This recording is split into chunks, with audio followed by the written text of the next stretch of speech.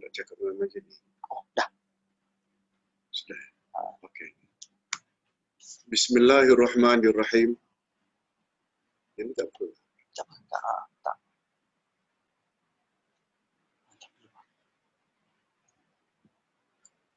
Alhamdulillah nahmaduhu wa nasta'inuhu wa nastaghfiruh.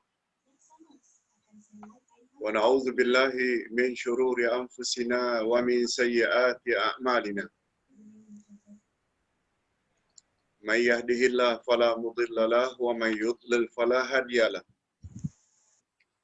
Asyhadu an la ilaha illallah wahdahu la syarika lah wa asyhadu anna Muhammadan abduhu wa rasuluh la nabiyya ba'da.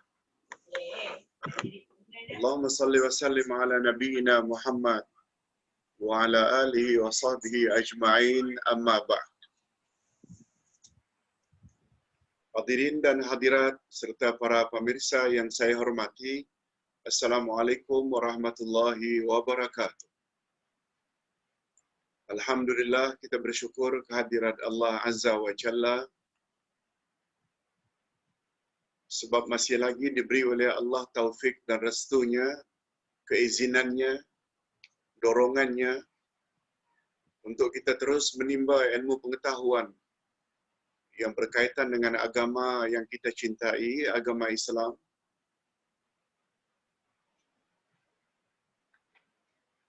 Yang pada petang ini kita akan bawa satu tajuk yang juga tidak kalah pentingnya dari kuliah pagi tadi, tafsir Ayatul Kursi. Tapi pada petang ini kita akan bawa tajuk cara mendapat rahmat Allah, kasih sayang Allah.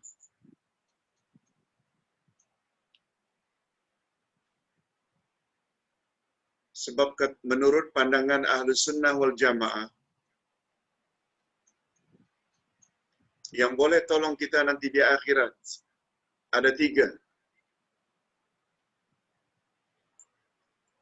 Pertama sekali, amal saleh yang kita telah lakukan seperti salat, puasa, haji, umrah, baca Quran, infak, sedekah, zakat. Semua itu nanti akan menolong kita di akhirat. Yang kedua, syafaat dari orang yang telah diizin oleh Allah untuk memberi syafaat, terutama sekali syafaat Nabi Muhammad sallallahu alaihi wasallam. Dan yang ketiga, yaitu rahmat Allah. Apa maksud rahmat Allah? Yang dalam bahasa kita diambil dari perkataan rahmah atau kasih sayang Allah.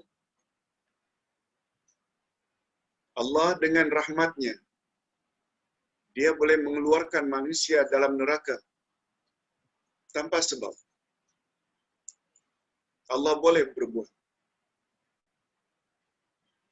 Walaupun orang tersebut dulu di dunia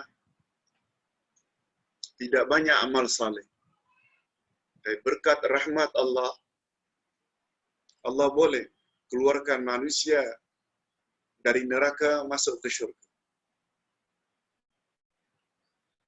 Nah, ayat yang akan kita jadikan sandaran membahas bab ini adalah ayat 218 dari surat Al-Baqarah.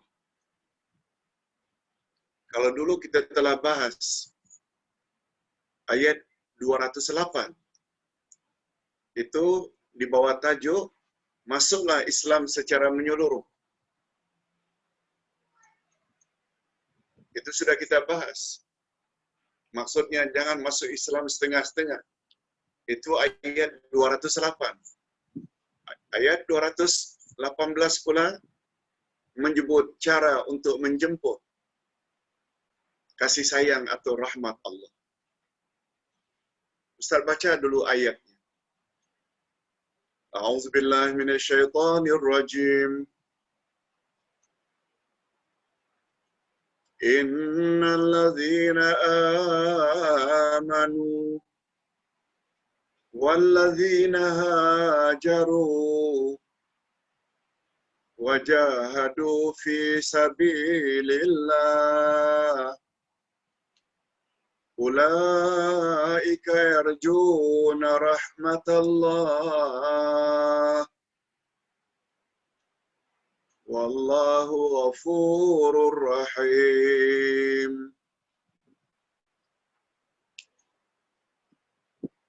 Ustaz terjemahkan dulu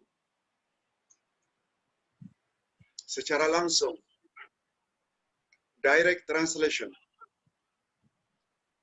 Sesungguhnya orang-orang yang beriman dan orang-orang yang berhijrah dan orang-orang yang berjihad di jalan Allah, mereka itulah orang yang benar-benar mengharap akan rahmat Allah. Dan Allah Maha Pengampun, lagi Maha Penyayang. Ustaz ulang terjemah harfiahnya. Literal translation. Innal ladzina amanu, sesungguhnya orang-orang yang beriman. Yang kedua, walladzina hajaru, dan orang-orang yang berhijrah.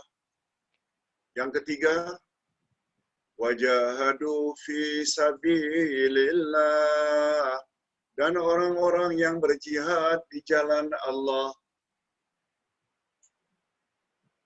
Setelah menyebut tiga perkara ini, iman, hijrah, dan jihad fi sabilillah, apa kata Allah? Ulaika yarjuna rahmatallah. Mereka inilah orang-orang yang benar-benar mengharap akan rahmat Allah. Wallahu ghafurur rahim. Dan Allah Maha Pengampun lagi Maha Penyayang. Sebelum kita tafsirkan melalui terjemah maknawiyah, bagus juga sebagai mukaddimah, kita fahami dulu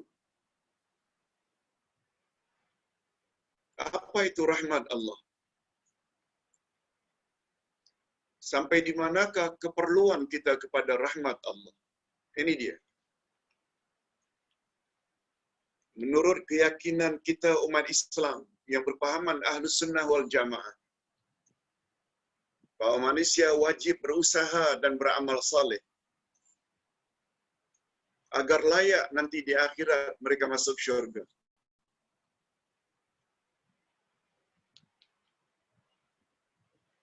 Masuk syurga tidak mudah. Ustaz pernah mendengar lebih kurang 20 tahun yang lalu ketika berada di Mekah, ketika berada di Mina, Arafah, ceramah daripada Panglima Perang Mujahidin Afghanistan.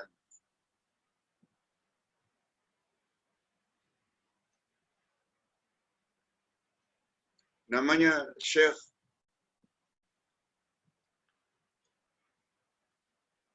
Abdur Rabbir Rasul. Apa kata beliau? Jalan menuju syurga tidak ditabur dengan bunga-bunga yang harum semerbak. Jalan menuju ke syurga bukanlah jalan yang ditabur dengan bunga-bunga yang harum semerbak. Istilah kita bukanlah dihamparkan kapet merah. Bukan. Tapi kata beliau, jalan menuju ke syurga, jalan menuju ke syurga penuh ditabur dengan duri-duri tajam. Maksudnya, tidak senang masuk syurga. Kita mesti lalui dengan sungguh-sungguh berhati-hati dalam hidup. Jangan terpijak benda-benda tajam yang menghalang. Maknanya perkara-perkara yang dilarang oleh Allah Subhanahu wa ta'ala. Begitu istilah beliau. Baik. Dengan kata lain, ingin masuk syurga, perlu beramal saleh. Perlu kurangkan rehat. Siang, malam. Tahajud, witir. Salat. Ikuti dengan rawatib. Puasa, ikuti dengan puasa sunat. Zakat, ikuti dengan sedekah dan infak. Dan lain-lain. Kita perlu susah payah untuk ke syurga. Itu maksudnya. Namun demikian, betapa perlunya kita kepada amal saleh untuk melayakkan masuk syurga. Namun demikian, amal saleh yang kita usahakan itu bukanlah segala-galanya. Amal saleh bukan jaminan untuk melayakkan kita masuk ke syurga. Bukan jaminan.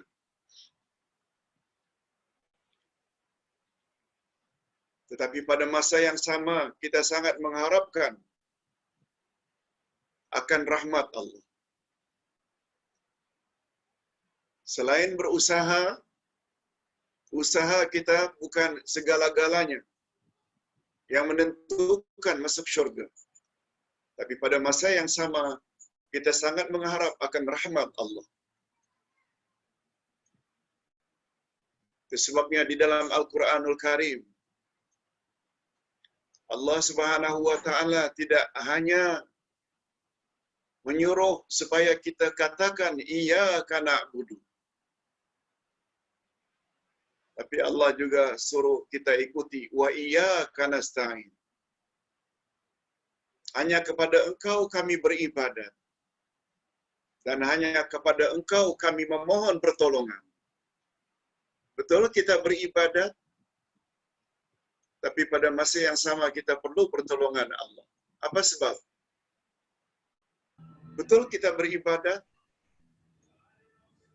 tapi yang punya otoriti, hak menerima atau reject amal kita, itu otoriti Allah. Kita salat, kadang-kadang ingat benda-benda lain.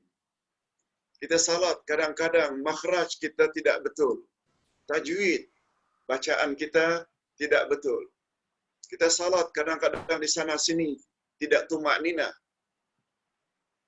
Itu sebenarnya ada alasan bagi Allah untuk terima. Tapi Allah Subhanahu wa ta'ala berkat rahmat dan kasih sayangnya, Dia terima juga. Itu maknanya rahmat Allah. Itu sebabnya apa saja amalan yang kita lakukan, jangan lupa berdoa pada Allah.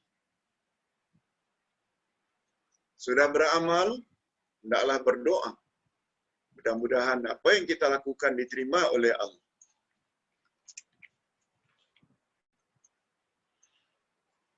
Di dalam keyakinan umat Islam, seseorang hanya layak memasuki syurga Allah jika ia mendapat rahmat Allah. Seseorang baru layak masuk syurga berkat rahmat Allah. Memang perlu kepada amal saleh, tapi amal saleh saja belum cukup. Itu sebabnya dalam pandangan Ahlus Sunnah wal Jamaah, ingat ini akidah kita. Kita kalau masuk syurga adalah karena rahmat Allah. Manusia masuk neraka adalah karena keadilan Allah. Allah Maha Adil. Karena awak dulu di dunia tidak buat suruhan. Karena di dunia dulu awak langgar larangan-larangan Allah. Lalu Allah yang Maha Adil lemparkan orang tersebut ke dalam neraka.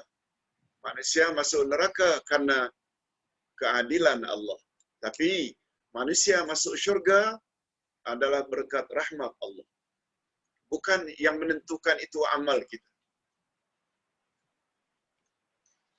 Sila lihat nota yang Ustaz sediakan. Sabda Nabi sallallahu alaihi wasallam dalam hadis sahih riwayat Imam Bukhari. Yaitu betapa takutnya kita bila dengar hadis ini. Apa kata Nabi? An Abi Hurairah radhiyallahu anhu qala Sami'tu Rasulullah sallallahu alaihi wasallam yaqul la yudkhila ahadan amaluhul jannah. Qalu wala anta ya Rasulullah.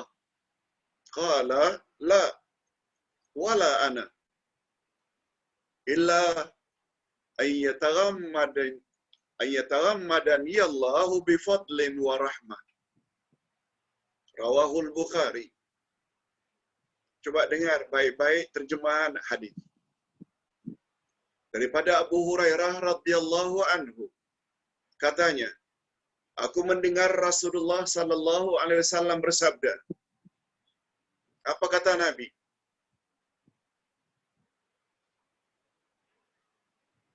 Tidaklah sekali-kali amalan seseorang yang memasukkannya ke dalam syurga. La yudkhila, tidak sekali-kali.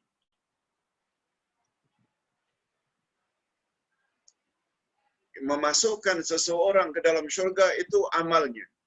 Tidak sekali-kali.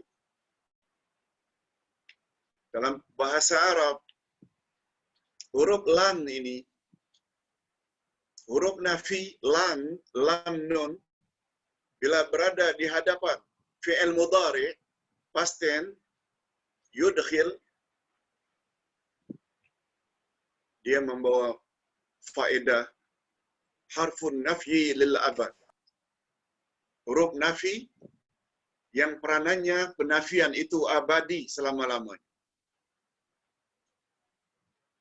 Ustaz buat contoh. Allah Subhanahu wa taala berfirman pada ayat 85 dari surat Ali Imran. Wa may yabtaghi ghairal Islam dinan wa may yabtaghi ghairal Islam dinan falan yuqbala minhu wa huwa fil akhirah minal khasirin.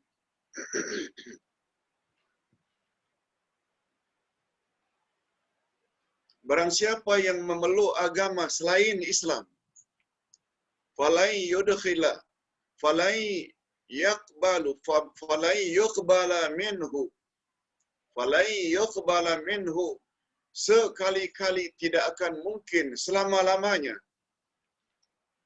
Allah terima agama tersebut. Lihat tu penafian Allah. Siapa yang mencari agama untuk dianut, untuk dipeluknya, bukan agama Islam.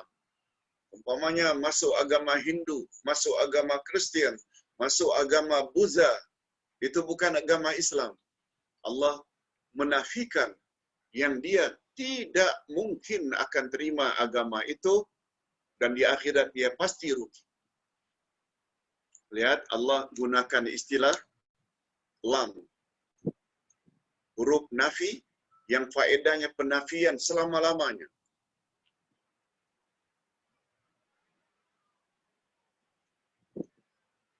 Itu sebabnya Allah berfirman pada ayat yang ke-120 dari surat Al-Baqarah.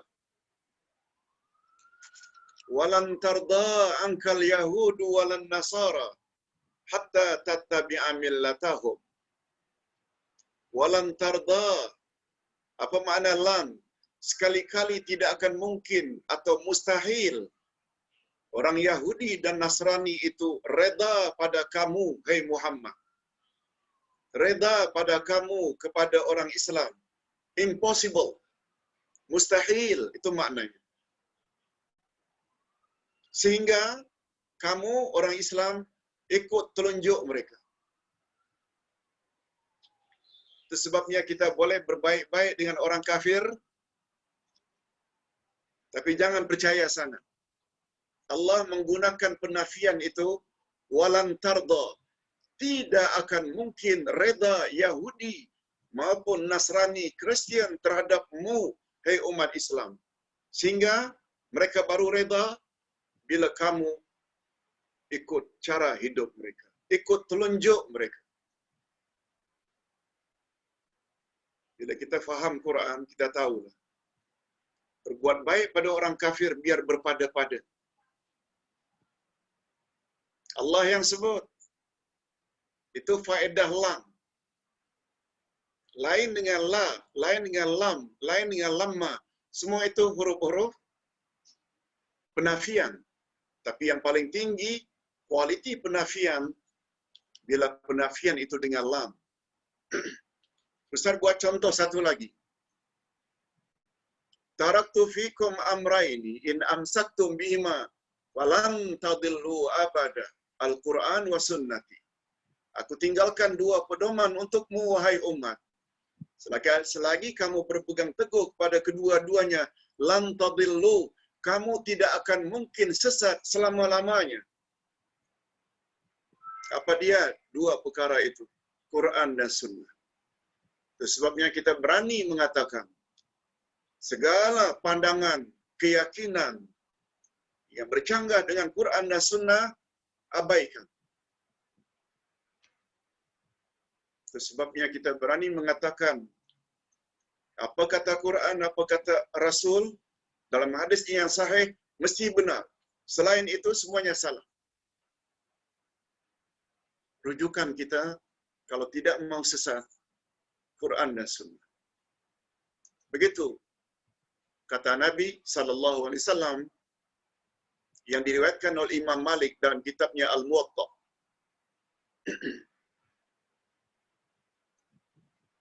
Berbalik kepada ayat.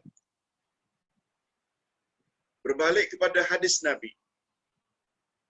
Kata Abu Hurairah, aku mendengar Rasulullah bersabda, la yudkhila ahadan amaluhul jannah.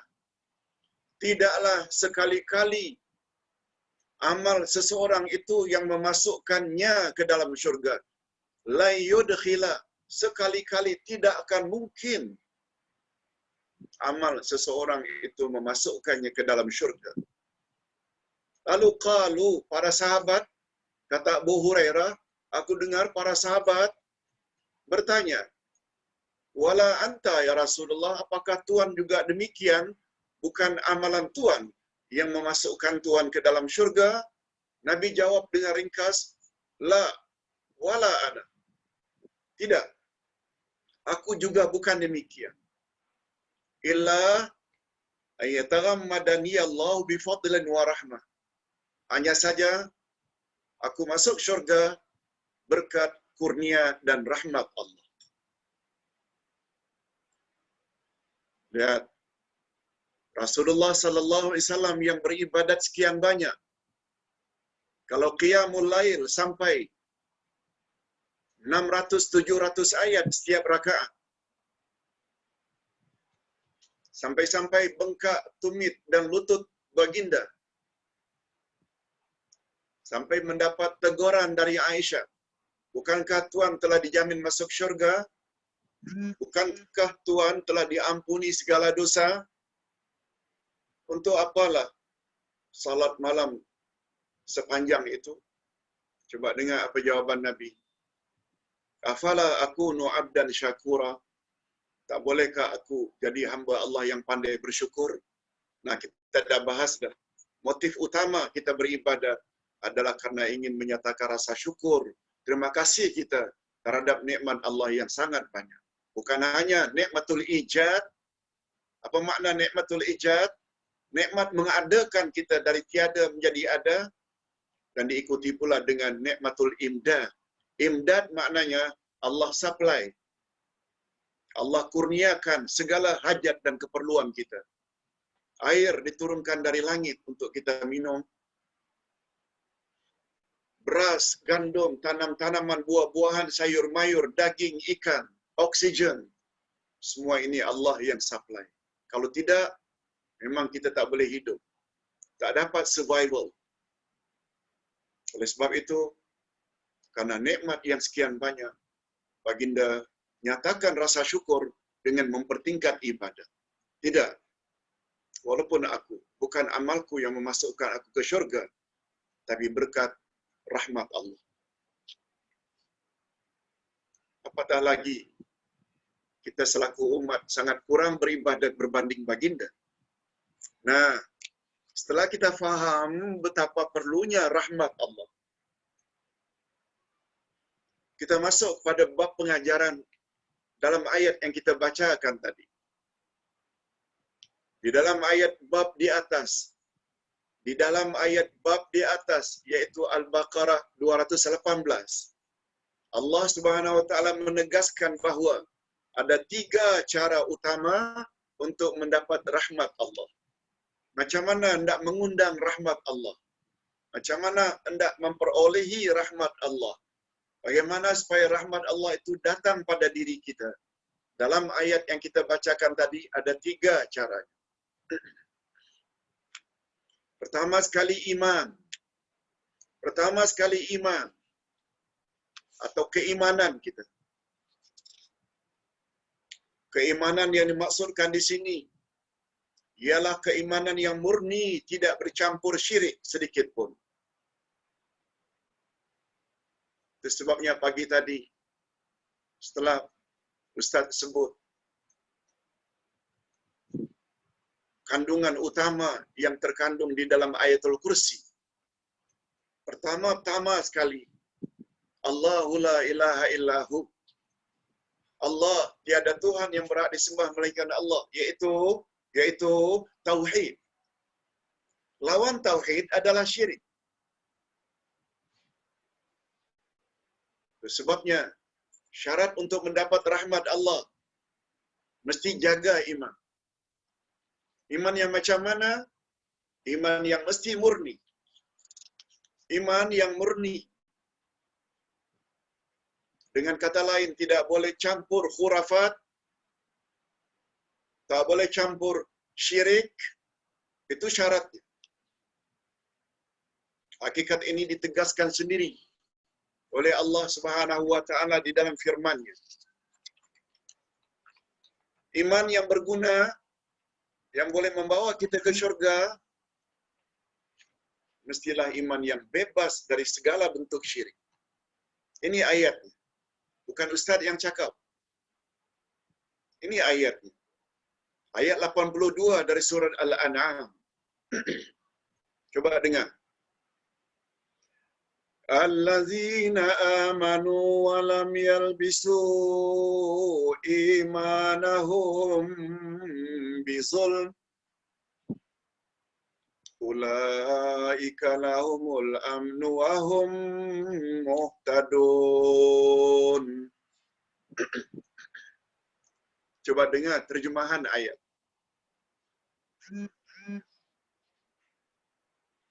Orang-orang yang beriman dan tidak mencampurkan iman mereka dengan kezaliman, mereka itulah yang mendapat keamanan dan mereka itulah orang-orang yang mendapat petunjuk. Oh ya Ustaz, dalam ayat itu rupanya iman tak boleh kita campur adukkan dengan kezaliman. Alhamdulillah Ustaz, saya tidak zalim pada semua orang. Pada kucing pun tidak. Pada binatang ternak pun tidak. Apalagi pada manusia. Tunggu dulu. Bukan itu tafsirannya. Kalau kita tak faham, itu wajar saja. Ketika ayat ini turun, sahabat Nabi pun tak faham. Sahabat Nabi pun tak faham. Apa kata mereka? Ya Rasulullah, Allah berfirman, orang-orang yang beriman, lalu mereka tidak campurkan iman mereka dengan kezaliman, mereka sajalah yang akan aman, yakni aman dari siksaan Allah. Ya Rasulullah, mana ada manusia yang tidak buat zalim walaupun dia beriman? Mana ada manusia yang tidak berbuat zalim? Dia beriman tapi zalim juga. Setiap dosa itu kan ya zalim ya Rasulullah. Betul? Setiap dosa adalah zalim.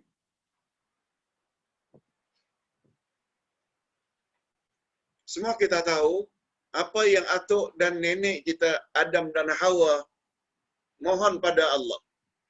Setelah mereka menyesal makan buah larangan, mendekati pokok larangan, karena godaan iblis. Lalu pakaian syurganya dicabut. Dalam keadaan malu, mereka ambil daun-daun syurga untuk menutup aurat mereka. Begitu diceritakan dalam Quran. Apa yang mereka sebut? Rabbana zalamna anfusana wa illam taghfir lana wa tarhamna lanakunanna minal khasirin. Ya Allah, ya Tuhan kami mengaku kami telah menzalimi diri kami. Kami telah menganiaya diri kami, yaitu dengan melanggar larangan. Kau kata, la taqraba hadhihi syajarah. Jangan dekati pokok ini. Lalu kami bukan saja dekati, malah makan buahnya. Adam dan Hawa menggunakan istilah Rabbana zalamna anfusana. Kami telah menganiaya diri kami. Ini memberi syarat. Setiap dosa itu adalah zalim.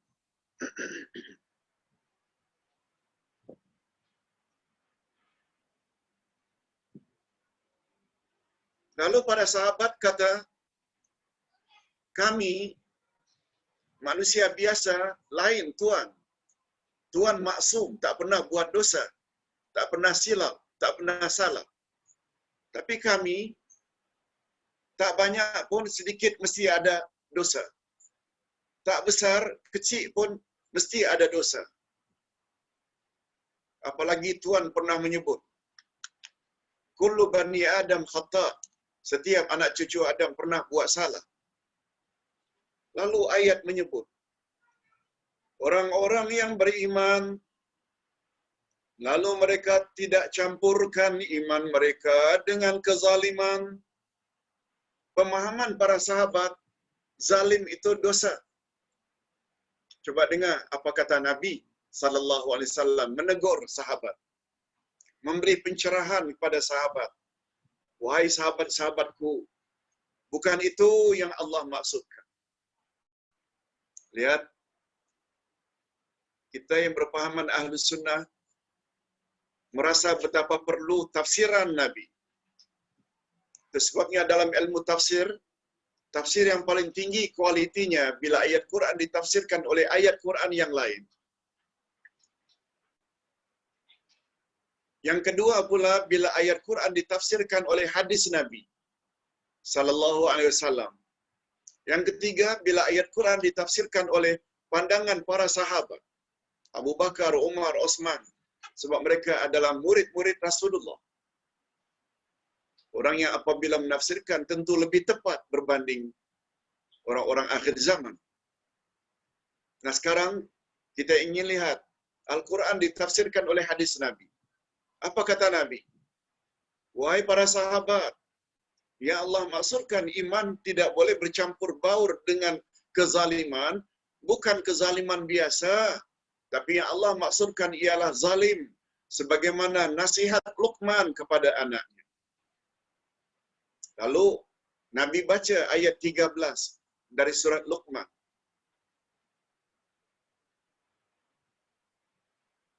Apa kata Luqman? Wa idh qala Luqman li ibnihi wa huwa ya'izuhu Ingatlah ketika Luqman menasihati anaknya. Apa kata Luqman? Ya bunayya la tusyrik billah inna syirka la zulmun azim. Wahai anakku, jangan kau buat syirik pada Allah. Sebab syirik adalah zalim yang paling besar. Jadi zalim pada ayat tersebut, orang-orang beriman yang masih lagi mencampurkan iman mereka dengan kezaliman.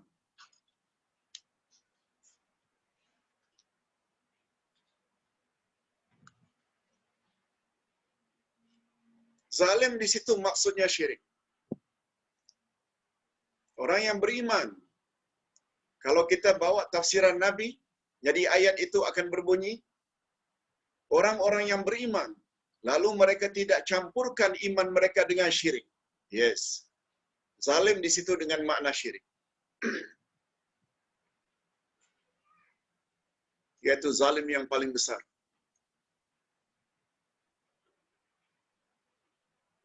Kalau dia ada iman lalu tidak dicampurkan dengan syirik, baru kata Allah, ulaika lahumul amnu. Mereka lah orang yang layak mendapat keamanan. Al-amn, aman, aman. Aman dari siksaan Allah, aman daripada neraka, aman dari murka Allah, itu maksudnya.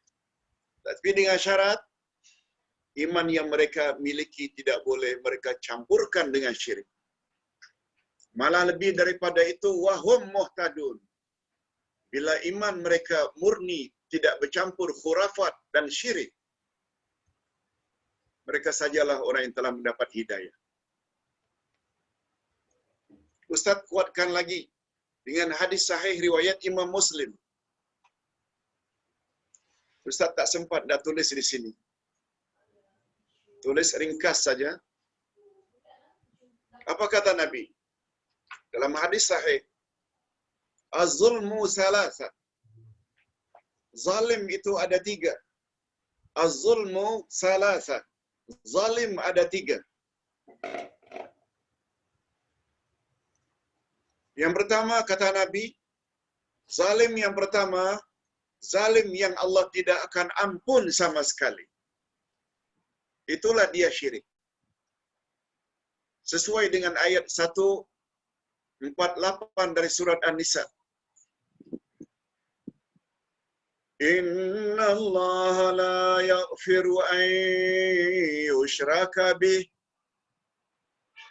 wa yaghfiru ma duna dzalika liman yasha. Sesungguhnya Allah tidak akan ampun dosa syirik dan Allah bersedia mengampunkan dosa selain syirik bagi orang-orang yang dia kehendaki. Dia minum arak, dia berzina, dia berjudi. Itu bukan syirik. Kalau dia mati, masih ada kemungkinan Allah akan maafkan jika Allah berkehendak. Tapi syirik, no.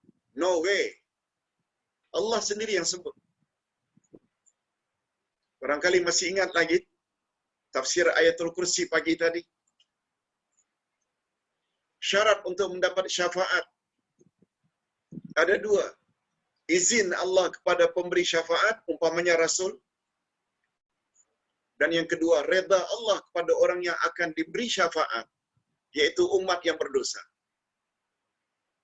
Oleh sebab itu, walaupun Nabi Muhammad SAW telah mendapat izin dari Allah untuk memberi syafaat kepada umatnya, umatnya akan terhalang daripada mendapat syafaat Nabi Muhammad kalau dia sendiri tidak diridai Allah.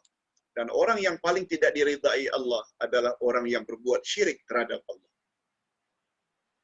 Malah syirik dapat menghancurkan segala amal saleh yang kita lakukan. Lihat ayat 65 dari surat Az-Zumar. La in asyrakta la yahbatanna amaluk. Bila kamu berbuat syirik, hancur musnah seluruh amal. Itu sebabnya pagi tadi ada pertanyaan, Macam mana Ustaz cara untuk terhindar daripada syirik? Jawabnya, mesti kembali pada Quran. Kembali bukan baca. Sudah beriman, baca, kena faham.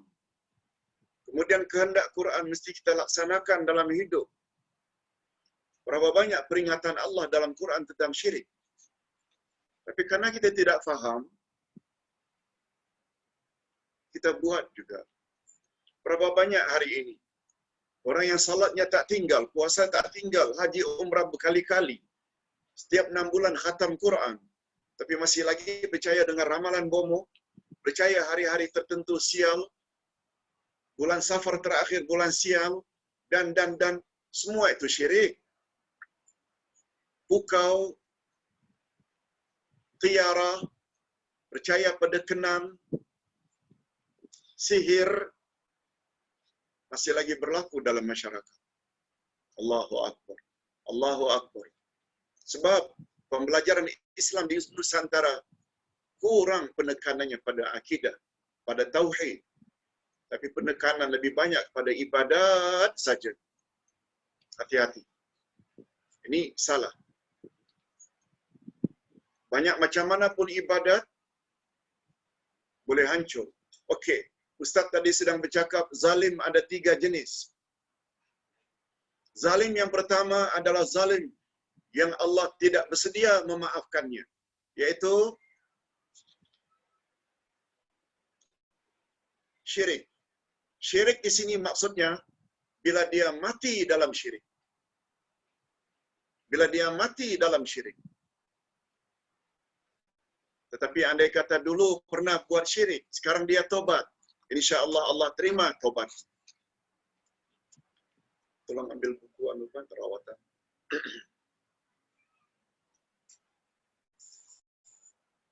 Itu sebabnya andai kata kita sakit, termasuk sakit kanser, jangan sampai hilang pertimbangan.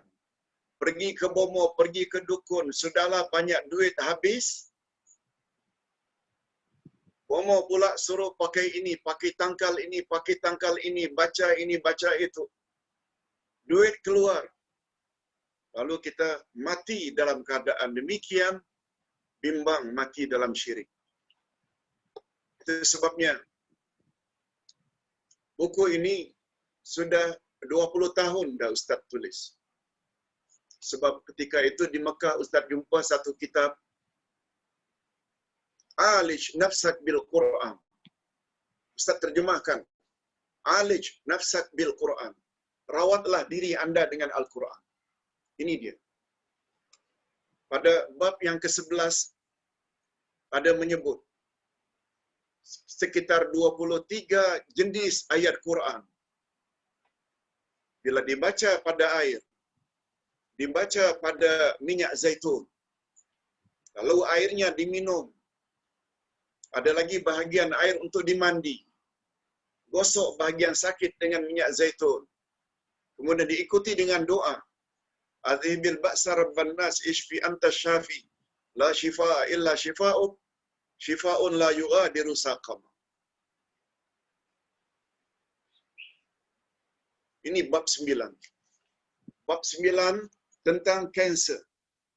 Bab 9 tentang kanser. Banyak Ustaz dapat feedback dari Sarawak, dari Singapura, dari Australia. Kebetulan ada orang kita yang kena kanser, lalu mengamalkannya. Baguslah Pak Ustaz.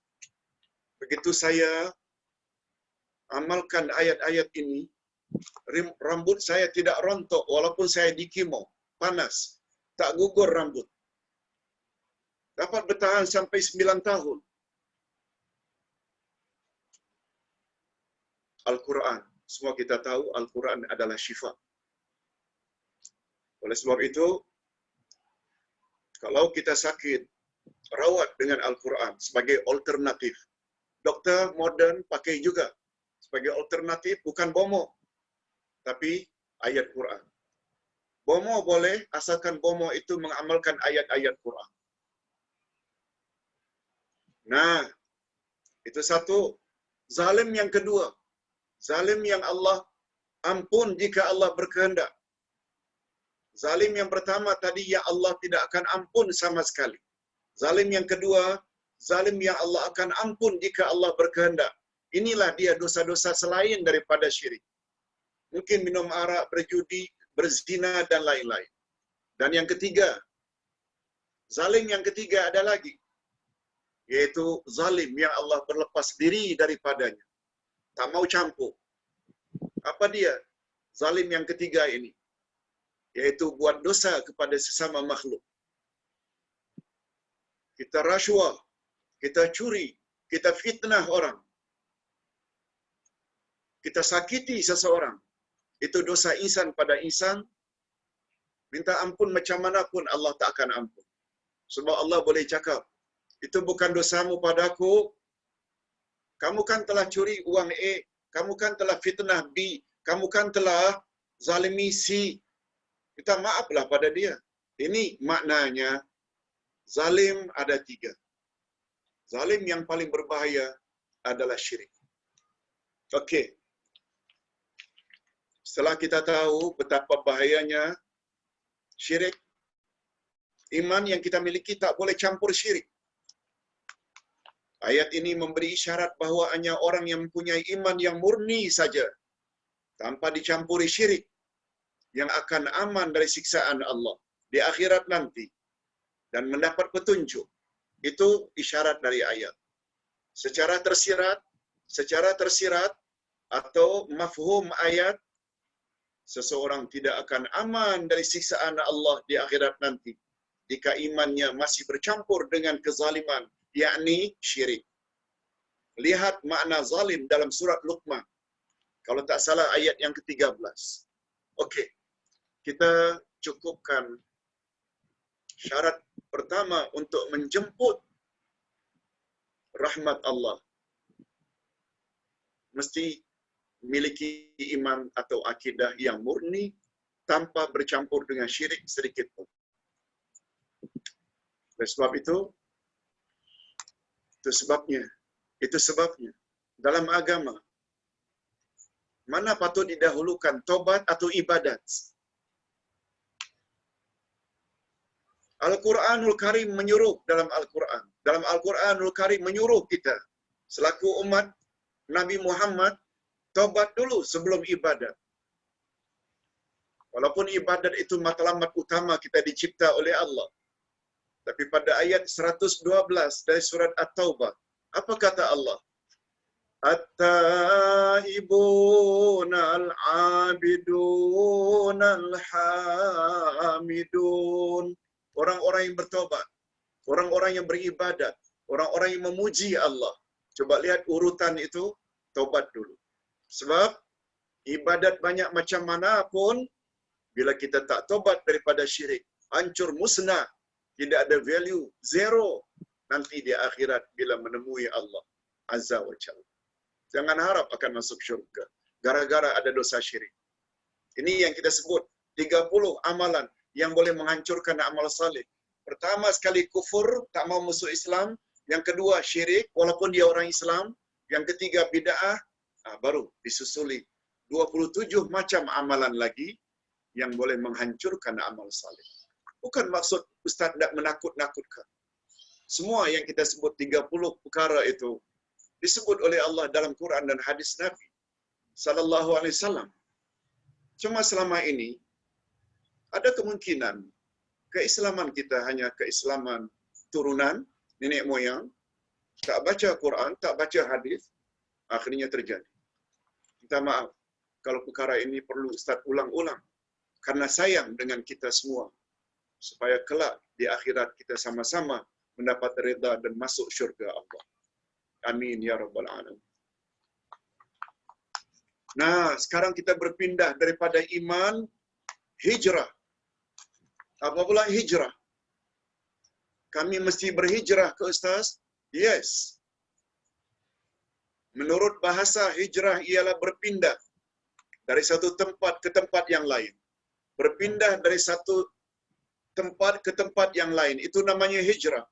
Sebagaimana hijrah Nabi Muhammad sallallahu alaihi wasallam dari Mekah ke Madinah. Itu makna asal. Yang dalam bahasa Arabnya al-hijratu lughatan tarkul ula lisaniyah. Meninggalkan yang pertama menuju kepada yang kedua. Adapun hijrah menurut istilah agama pula, ini dia. Kalau tadi menurut bahasa, menurut istilah agama pula, hijrah terbagi dua. Pertama namanya hijrah hissiyah, yaitu hijrah physically. Berpindah badan dari satu tempat ke tempat yang lain. Pindah dari Singapura ke Kuala Lumpur. Pindah dari Kota Baru ke Pulau Pinang. Pindah dari Perlis ke Johor Bahru. Pindah daripada Batam ke Kuala Lumpur ke Malaysia. Pindah dari Indonesia ke Malaysia. Pindah dari Malaysia ke Perth, Australia. Itu namanya hijrah hissiyah. Hissiyah maknanya physically. Yang kedua, ini yang lebih mustahak. Hijrah ma'nawiyah. Hijrah ma'nawiyah maknanya hijrah sikap. Daripada jahil kepada berilmu pengetahuan, hijrah juga. Daripada pemalas kepada rajin. Daripada pengotor kepada pembersih. Daripada dulu bergelumbang maksiat, sekarang banyak buat amal saleh. Dan hijrah yang paling utama, nomor satu, ranking tertinggi hijrah yang dituntut, ialah hijrah daripada syirik kepada tauhid. Dulu bergelimang syirik, sekarang kita murnikan akidah kita. Yang kedua, yang paling penting, hijrah dari banyak buat bid'ah kepada ikut sunnah Nabi. Sebab syarat amal diterima, selain ikhlas lillah, tauhid, yang kedua mesti ikut cara Nabi sallallahu alaihi wasallam. Itu semua hijrah-hijrah yang sangat dituntut oleh agama. Kita boleh lihat dalam surat Al-Muddatsir. Ya ayyuhal muddatsir qum fa'anzir wa rabbaka fakabbir wa thiyabaka fatahhir warrujza fahjur. Fahjur maknanya hendaklah kamu berhijrah. Daripada menyembah berhala, hendaklah kamu menyembah Allah yang Maha Esa. Warrujza, daripada menyembah berhala, fahjur, hijrah, tinggalkanlah sembah Allah yang Maha Esa. Ayat 5 dari surat Al-Muddatsir.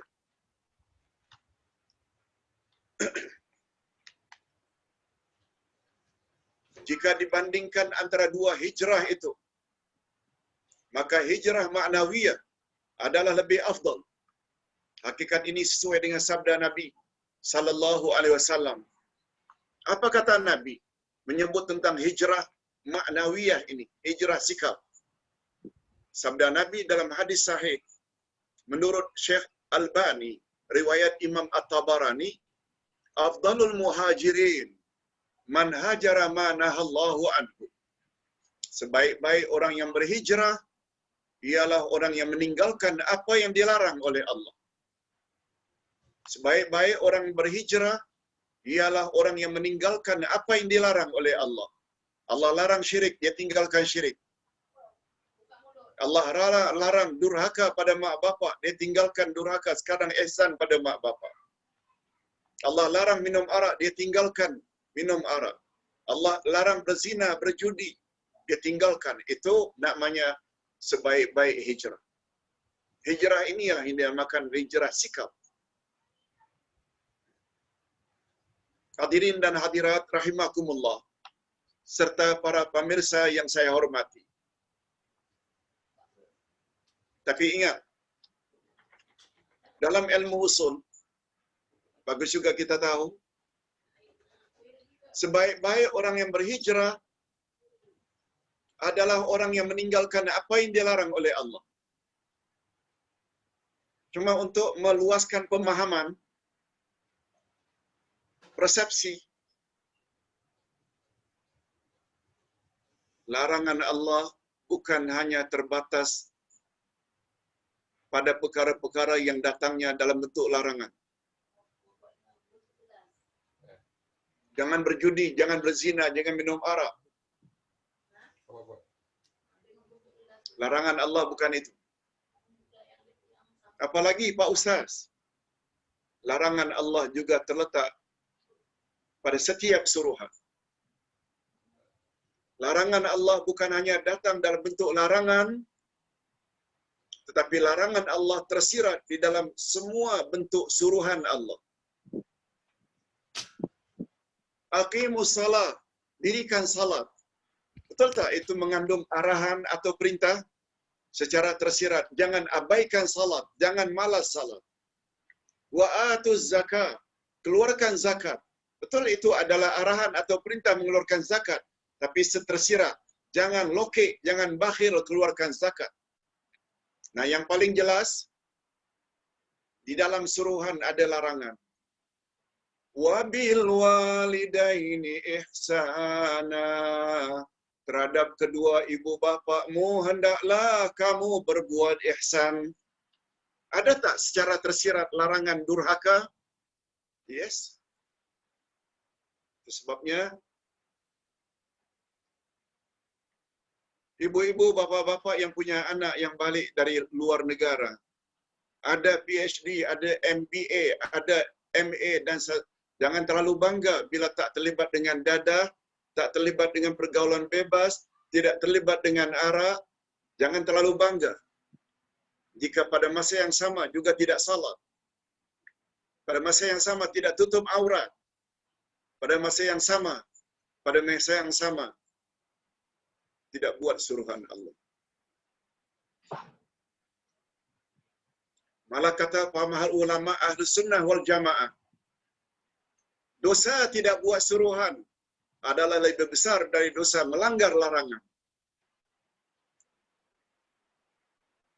Jangan dikira tidak salat itu dosanya kecil berbanding minum arak. Atau ya, minum arak datangnya bentuk larangan, jangan minum arak, jangan berzina. Jangan dikira minum arak, berzina itu lebih besar daripada tidak salat. Tidak salat itu lebih besar. Coba perhatikan kisah antara Adam, Hawa, dan Iblis. Ketiga-tiga mereka makhluk yang berdosa. Dosanya Iblis karena tidak mau buat suruhan Allah, sujud pada Adam. Usjudu li Adam. Semuanya sujud kecuali Iblis. Dengan kata lain, terhadap suruhan dia tidak buat. Terhadap Adam dan Hawa pula, Allah larang, la taqraba hadhihi syajarah. Jangan kamu berdua dekati pokok itu. Terhadap larangan, Adam dan Hawa langgar. Jawab secara jujur. Dosa siapakah yang lebih besar? Iblis atau Adam dan Hawa? Kita berani jawab, dosa yang lebih besar adalah Iblis, bukan Adam dan Hawa. Apa sebab? Alah, mentang-mentang Adam dan Hawa asal usul kamu, manusia, lalu kamu bela, mentang-mentang Adam itu musuh kamu, lalu kamu katakan dosa Iblis adalah lebih besar. Bukan. Dia ada kaitan dengan motif. Orang apabila tidak buat suruhan, motifnya biasanya sombong. Orang yang apabila terbuat larangan, biasanya karena tertipu oleh syaitan. Itu sebabnya. Itu sebabnya Nabi Adam dan Hawa begitu melanggar larangan Allah, dilucuk pakaian syurga, lalu keadaan malu mereka tutup dengan daun-daun syurga sambil tawaduk, rendah diri. Ya Allah, kami mengaku kami telah buat aniaya terhadap diri kami. Sekiranya Engkau tidak ampun, tentu kami menjadi orang yang rugi. Beza dengan Iblis. Ketika Allah tegur, ma mana'aka an tasjud amartuk? Apa sebab kamu tidak sujud ketika aku perintah tadi? Coba jawab Iblis. Allah cerita dalam Quran, ana khairum minhu. Aku kan lebih baik dari Adam. Kau cipta aku dari nar, api, sedangkan dia dari tanah. Api itu menjulang tinggi. Tanah itu di bawah rendah, dipijak-pijak. Mengapa yang rendah mesti? Mengapa yang tinggi mesti sujud kepada yang rendah? Nah, ini juga hati-hati. Jangan-jangan mentang-mentang mempunyai gelaran ini dan itu, dari keturunan ini dan itu, lalu kita bangga dengan keturunan. Tak. Salah. Kalau bangga dengan keturunan, bangga dengan pangkat dan title serta gelaran, maknanya kita telah mengikuti jejak langkah iblis. Na'udzubillah min dzalik. Tak usah jauh-jauh lah. Bilal bin Rabah, orang Afrika, tak ada rupa, tidak ada harta, tidak ada status. Coba compare dengan Abu Lahab, orang Quraisy, jenis kabilah yang paling tinggi, Quraisy. Ada status, banyak harta, handsome pula. Yang kelima, uncle-nya Rasul. Mana lebih mulia di sisi Allah? Bilal. Walaupun tidak ada rupa, tidak ada harta, walaupun tidak ada status, walaupun itu uncle-nya Rasul. Dan Allah tidak meletak kemuliaan di situ. Tapi ketakwaan. Takwa pada Allah. Buat suruhan, jauhi larangan. Jadi sekali lagi, Afdalul muhajirin man hajara ma nahallahu anhu. Sebaik-baik orang berhijrah ialah orang yang meninggalkan apa yang dilarang oleh Allah. Ingat, yang dilarang oleh Allah bukan datangnya dalam bentuk larangan sahaja, tetapi larangan Allah tersirat di dalam semua suruhan. Oleh sebab itu, kalau selama ini malas salat, salat. Selama ini dedah aurat, tidak tutup aurat, mula tutup aurat. Sebab itu semua suruhan-suruhan Allah. Yang jika kita tidak buat, maknanya sikap takabur, sombong ada pada kita. Sebagaimana sombongnya yang dimiliki oleh iblis. Na'udzubillahi min dzalik. Nah, kita sampai ke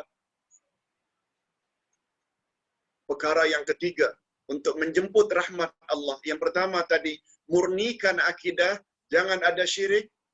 Yang kedua, lakukan hijrah, yaitu yang paling utama hijrah maknawiyah, hijrah sikap.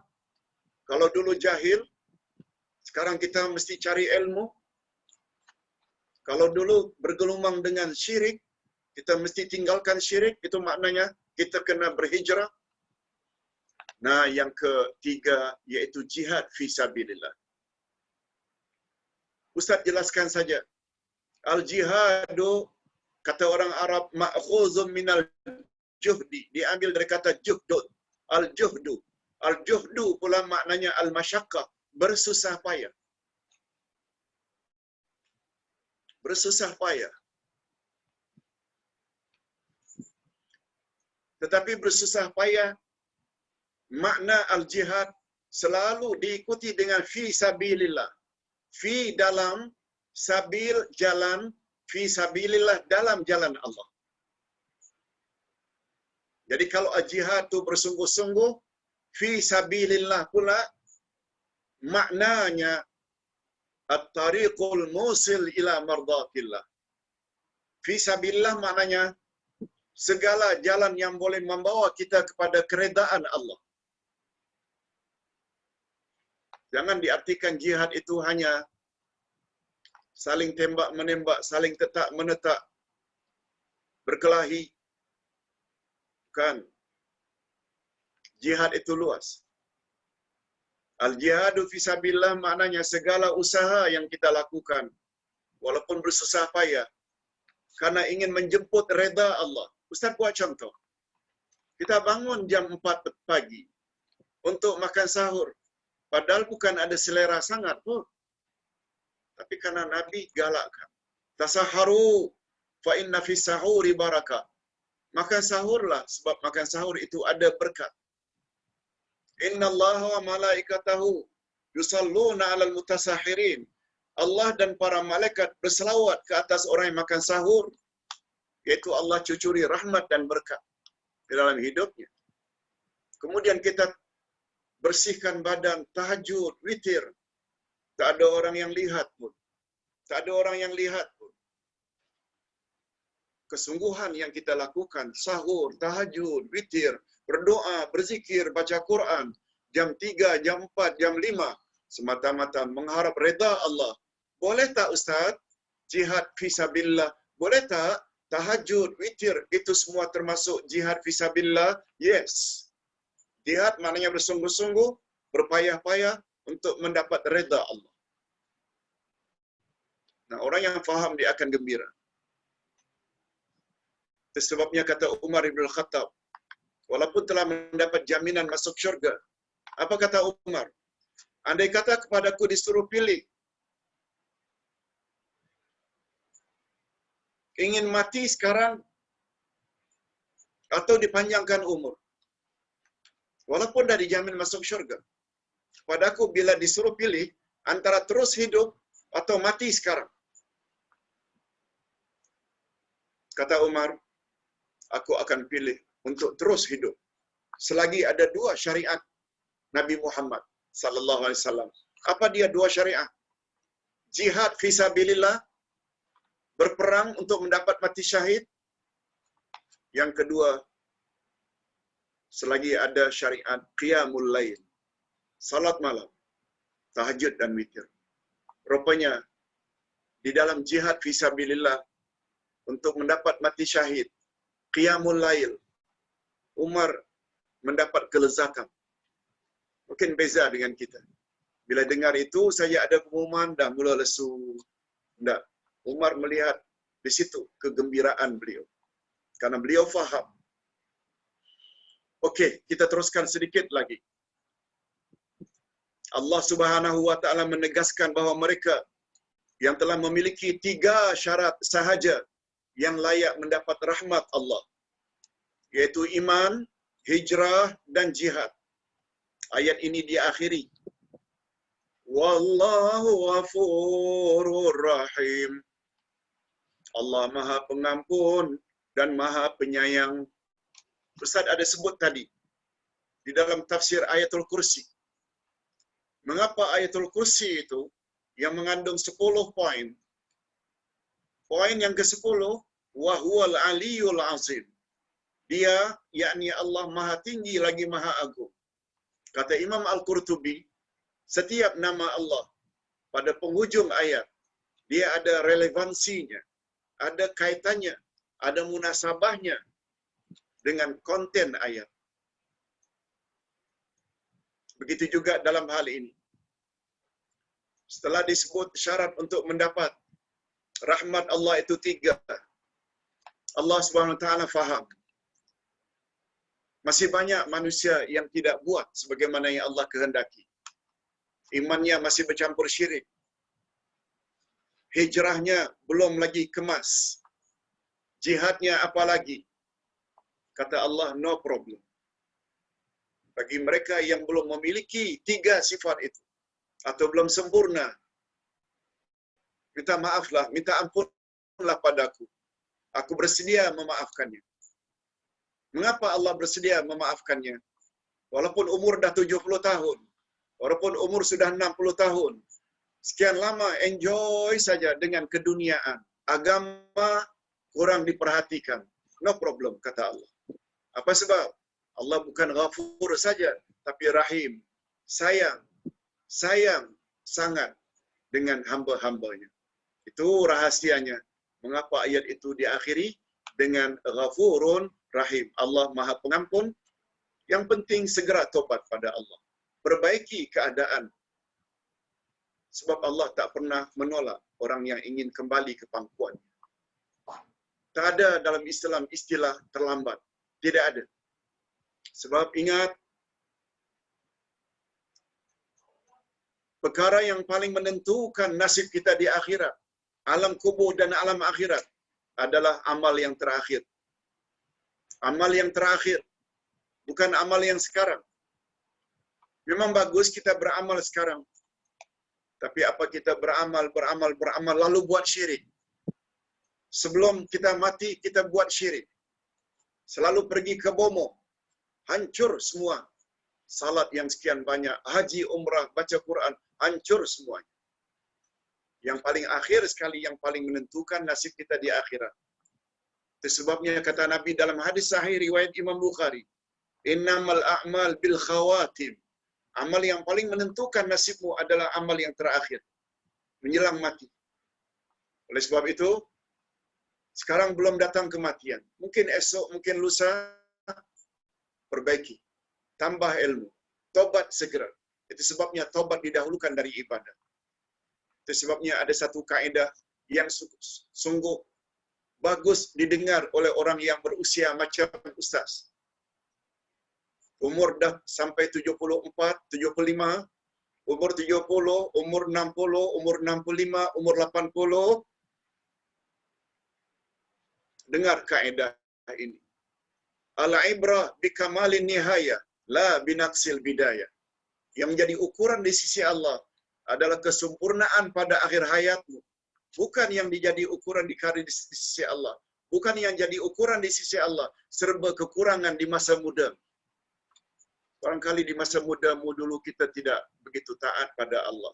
Sekali salat, sekali tidak. Mungkin banyak perkara-perkara larangan Allah kita buat dulu. No problem.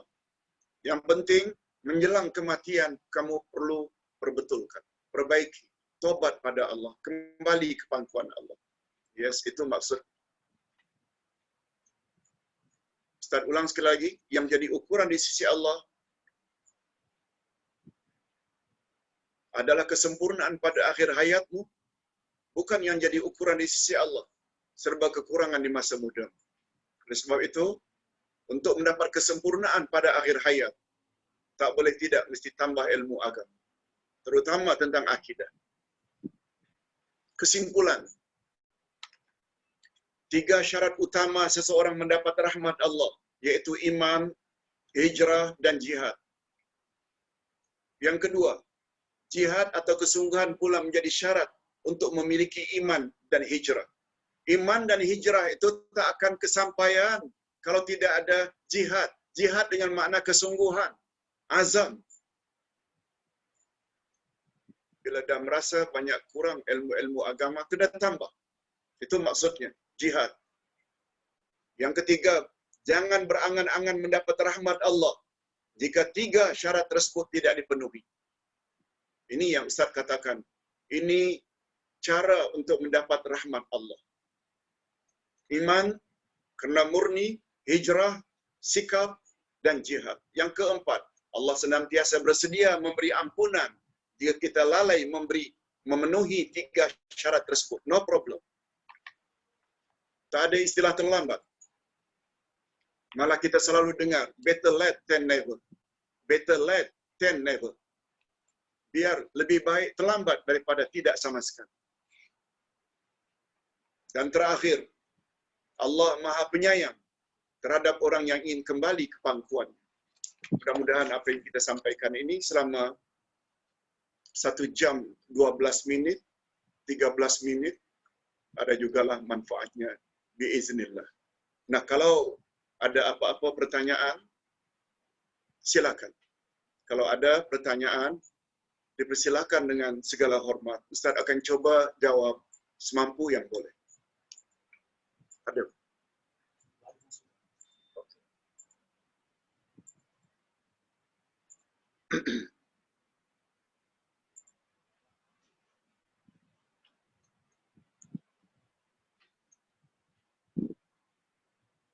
Okey. Dari mana bang? Aisyah. Yang bawah. Satu je. Okey. Okey, kalau ada pertanyaan silakan.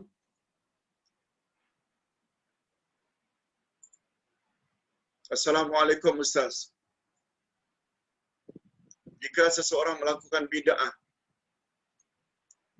adakah juga menyebabkan terhalang untuk mendapat syafaat Nabi Muhammad sallallahu alaihi wasallam? Jawabannya, Ustaz sudah jawab pagi tadi, tapi mungkin yang tanya ini tidak ikut kelas pagi, sebab itu melalui Facebook. Ustaz jawab begini.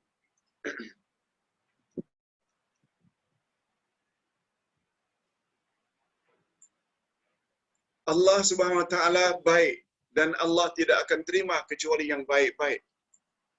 Innallaha thayyibun la yaqbalu illa thayyiban. Itu sebabnya kita hendaklah beramal.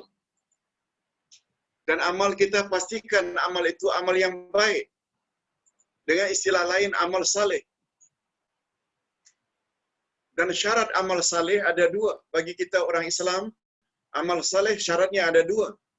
Kita lakukan amal itu lillahi ta'ala, ikhlas, tauhid, semata-mata karena Allah, tidak buat syirik.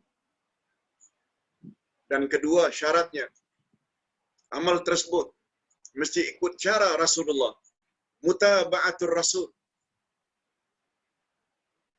Itu sebabnya kata Imam Ibnul Qayyim, salat, puasa, zakat, haji, 4 ibadat utama ini berada di bawah 2 kalimah syahadat.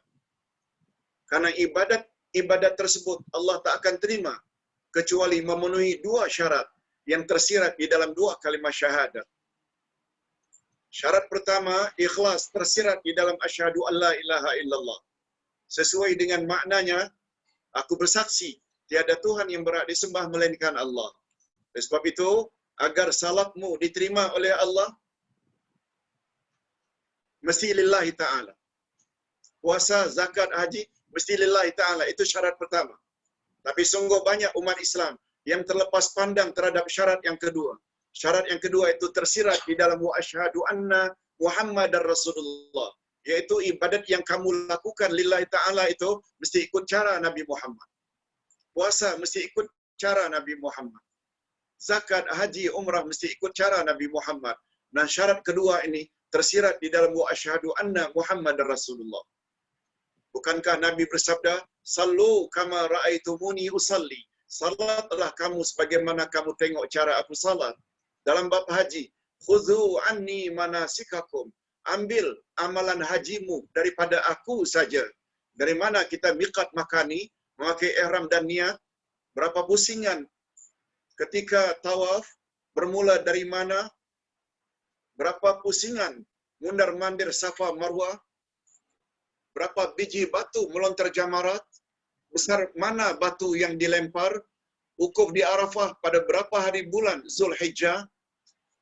Bila kita buat ikhlas lillah tapi suka-suka hati. Alah, mengapa mesti wukuf di Arafah? Baguskan kalau wukuf di Taif. Sejuk. Baguskan kalau wukuf di Jeddah. Baguskan kalau wukuf di Riyadh. Tak akan diterima. Sebab itu bercanggah dengan. Nah, bila ditanya, Ustaz, bila orang buat bid'ah, Ustaz nak tanya balik. Bila buat bid'ah itu, Allah reda tak? Allah suka tak? Nabi Muhammad sallallahu alaihi wasallam suka tak orang yang tidak ikut baginda? Dah jelaslah tidak suka. Bukan tidak suka saja. Amal tersebut Allah reject. Karena syarat untuk amal diterima mesti ikut cara Nabi Muhammad sallallahu alaihi wasallam. Semampu yang boleh.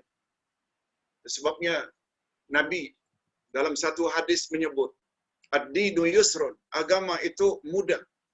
Jangan kamu persulit-sulitkan. Oleh sebab itu, saddidu wa qarribu. Oleh sebab itu, beramallah kamu exactly macam yang aku ajar. Nah, kalau tidak dapat persis exactly macam yang aku ajar, qarribu, dekat-dekatkanlah dengan cara yang aku ajar. Bukan dengan menambah dan menokok. Sebagaimana yang kita tegur pagi tadi.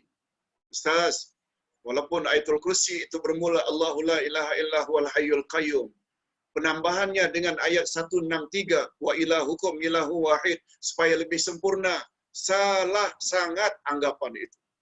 Sebab anggapan atau statement itu memberi isyarat indirectly ajaran Nabi Muhammad itu tak sempurna lagi. Salah sangat. Okey, kita teruskan. Ada pertanyaan berikut. Assalamualaikum Ustaz. Jadi berbalik kepada pertanyaan tadi, orang yang buat bid'ah layak tak mendapat syafaat Nabi Muhammad?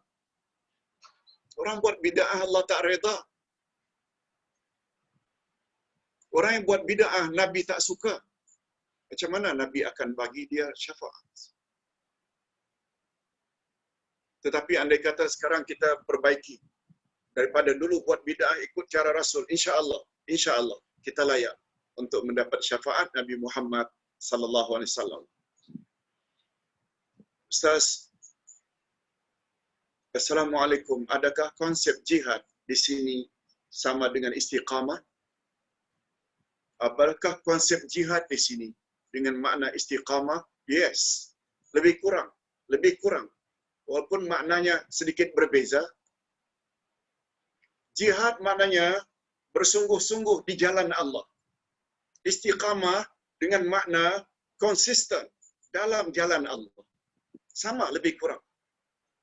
Ingat ya, ketika kita bahas dulu bab istiqamah.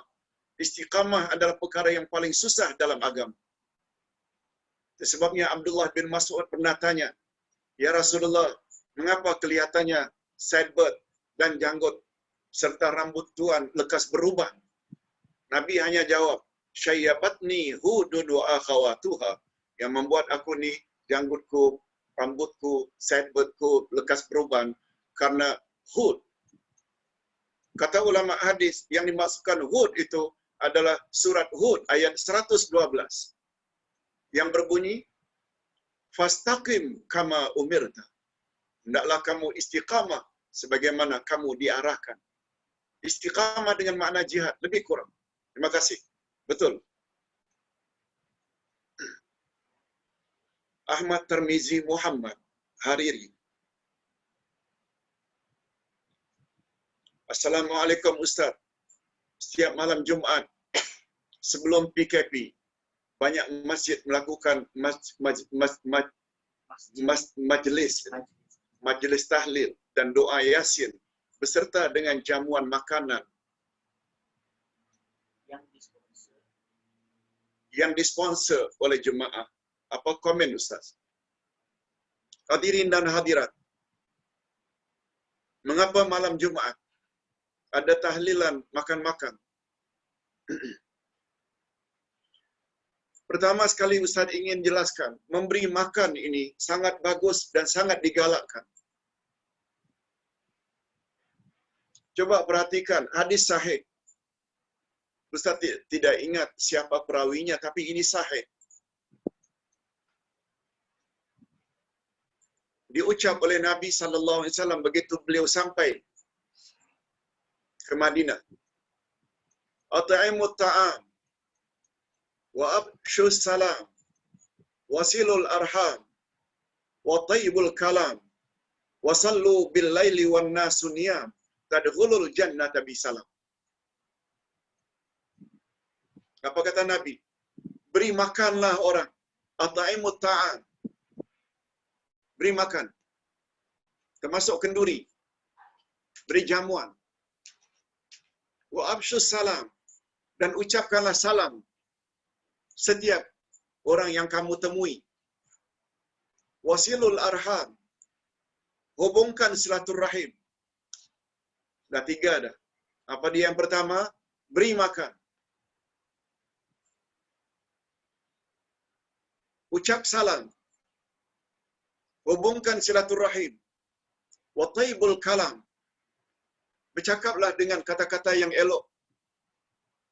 Bukan sebagaimana yang ditanya pagi tadi. Orang yang tajam lidahnya, mulut laser. Ini orang yang tidak baik.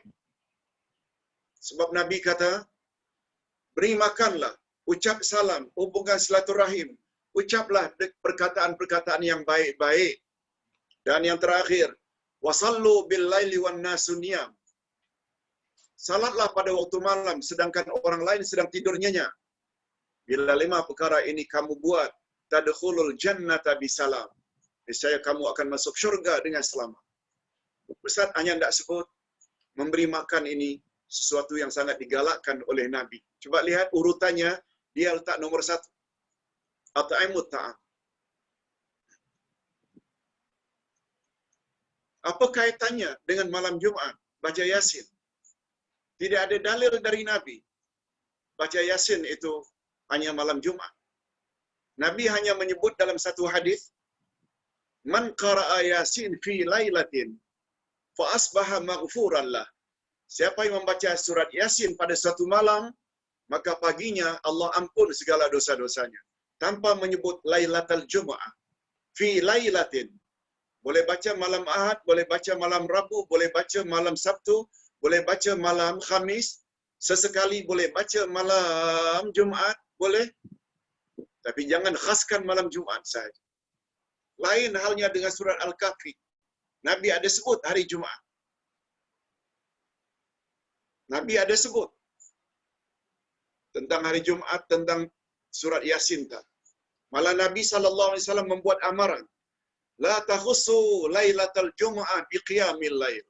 Jangan kamu khaskan malam Jumat saja kamu qiyamul lail, tahajud witir. Malam lain tidak. Nabi larang. Ini yang kita buat. Memberi makan bagus,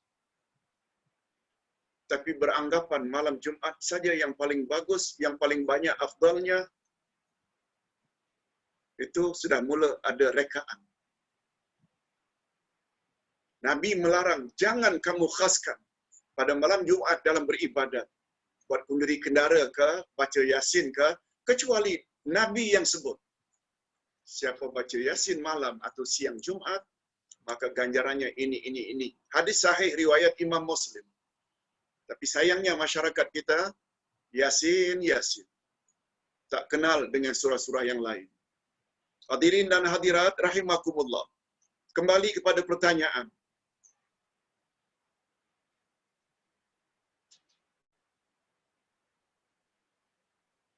Jadi pertanyaannya apa komen Ustaz? Itu dia komen Ustaz. Memberi makan pada prinsipnya adalah bagus, tapi tolong jangan kita hadkan hari-hari tertentu. Ini barangkali ada kaitannya dengan pertanyaan berikut. Assalamualaikum Ustaz, apakah ada sebarang usaha untuk melarang amalan bid'ah yang telah menjadi rutin kehidupan sebagai contoh tahlil arwah?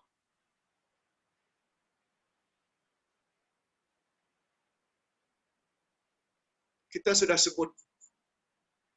Tapi pada masa yang sama, Ustaz lain pula sebut galakkan. Ini masalahnya. Apa salahnya? Istilah Ustaz, bila tidak ada dalil dari Nabi, apa salahnya? Salahlah itu.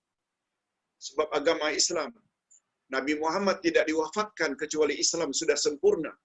Sepatutnya para sahabat yang buat dahulu sebelum kita hari ini.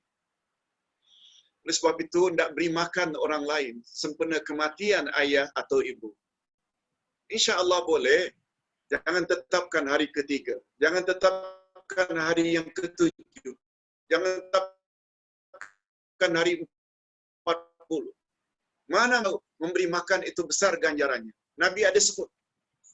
Tapi sampai menetapkan hari ketiga, ketujuh, 40, kita bimbang. Itu sudah mendekati fahaman reincarnation, yaitu fahaman Hindu. Yang mendakwa kononnya roh orang mati akan balik pada hari-hari sekian.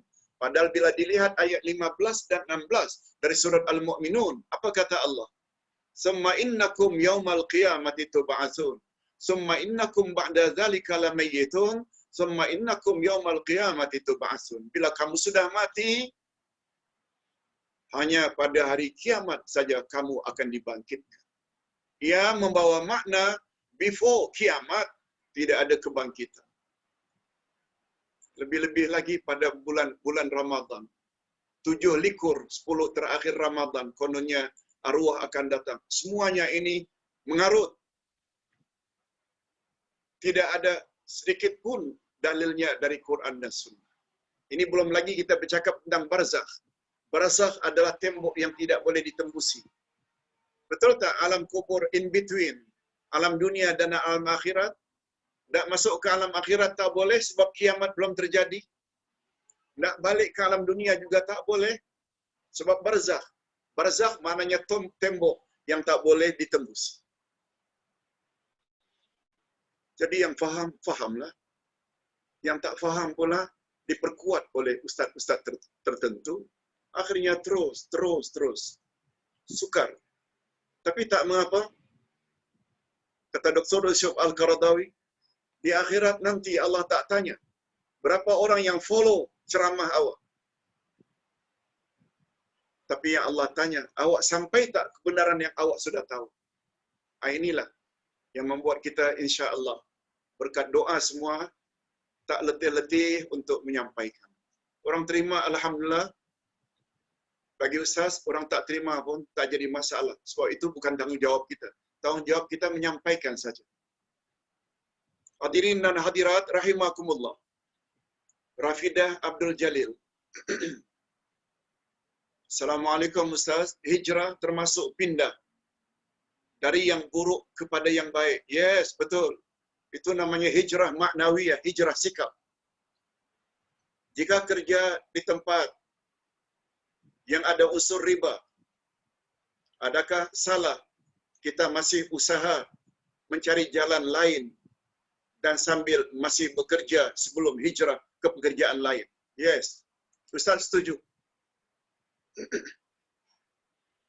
Ustaz sampai di Malaysia tahun 1980. Ketika itu sudah ada ura-ura daripada umat Islam yang kuat dengan agamanya mau berpindah kepada bank konvensional, kepada bank Islam. Cuma zaman itu hanya ada bank Islam saja. Belum ada bank-bank yang punya apa istilahnya Islamic loan. Sebagaimana MyBank dan CIMB dan lain-lain. Kepada ustaz ditanya, begitu juga ustaz-ustaz yang lain. Ustaz, kami tahu riba itu haram, konvensional. Tapi kalau kami tinggalkan ini, nak pergi ke bank Islam, macam mana? Macam mana kami nak makan? Lalu banyak ustaz-ustaz kita menasihatkan, tunggu. Selagi ada niat ingin pindah, no problem. Teruskan dulu. Yang penting niat itu ada nilai di sisi Allah.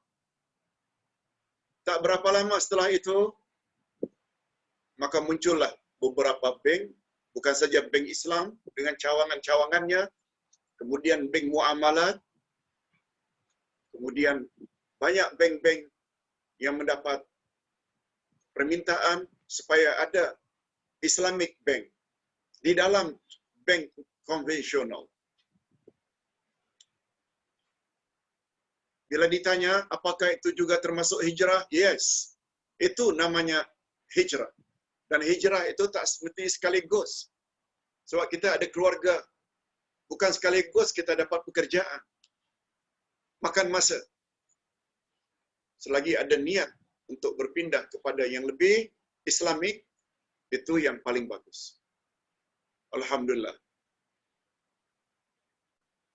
Salam Ustaz, kalau seorang mati dalam keadaan tak bertobat, syirik,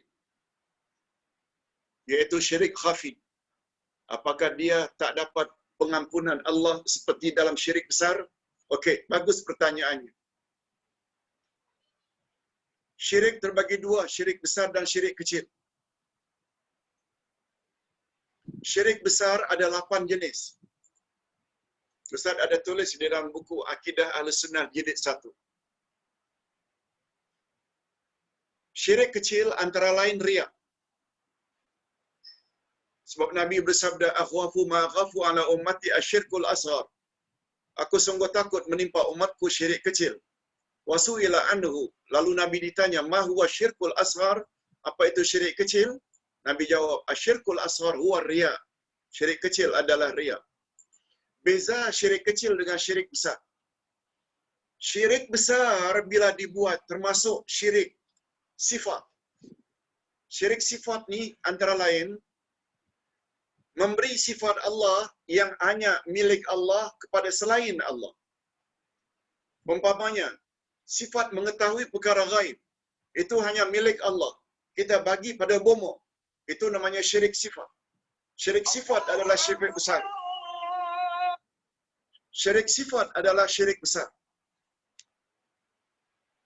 Hancur segala amalannya kalau dia tidak tobat. Tapi syirik kecil, amal berkenaan saja. Selama ini ke masjid ikhlas lillah. Satu kali dia ke masjid karena minta dipuji. Nah, waktu dia menunjuk-nunjuk riya itu, salat itu saja yang ditolak. Yang lain-lain tidak terjejas. Syirik besar kekal selama-lamanya dalam neraka. Sebab syirik besar itu mengakibatkan semua amalnya zero. Syirik kecil, amal berkenaan saja. Selama ini dia berderma, ikhlas lillah, diterima. sesekali nak menunjuk. Nah, yang menunjuk itu saja. Ketika dia riak itu saja yang tak diterima. Itu bezanya antara syirik besar dengan syirik kecil.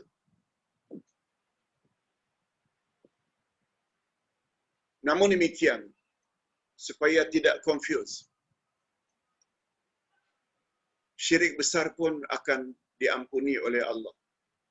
Tapi dengan syarat. Dengan syarat. Kena tobat sebelum nazar. Kena tobat sebelum mati. Sebab ayat 53 dari surat Az-Zumar. Coba dengar apa kata Allah.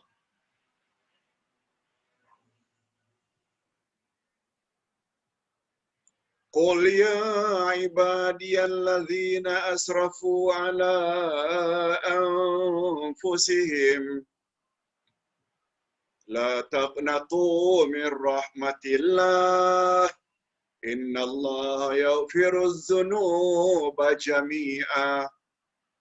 Katakan, hai Muhammad, hai hamba-hambaku yang bergelumang dosa.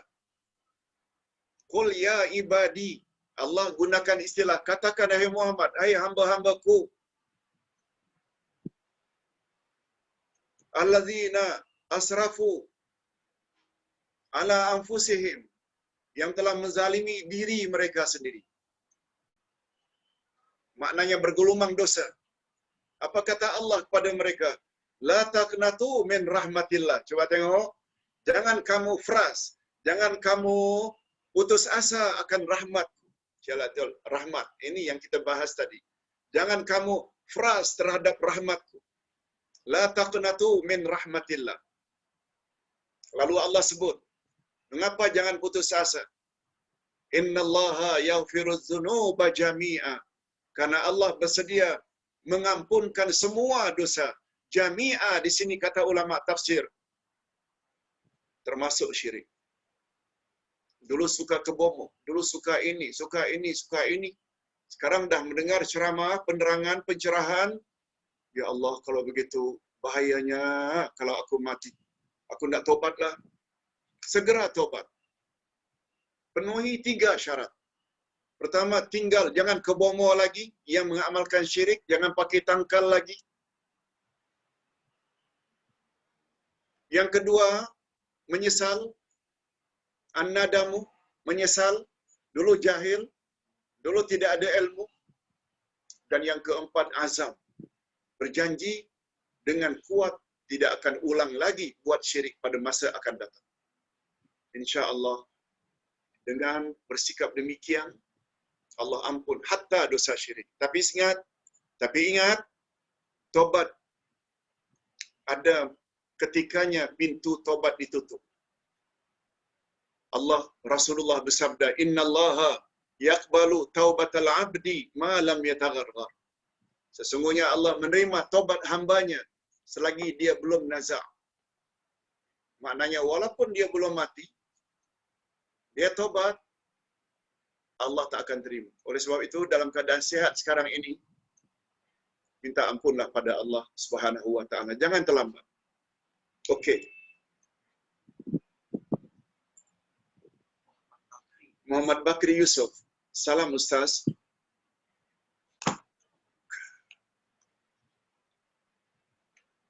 Mana?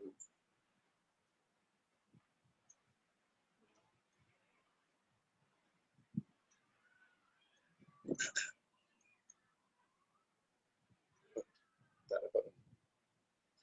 Bukan. Telegram. Telegram tak ada sini. Bang.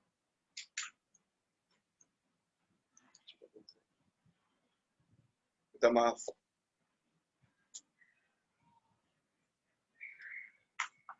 Apakah hukumnya bersedekah?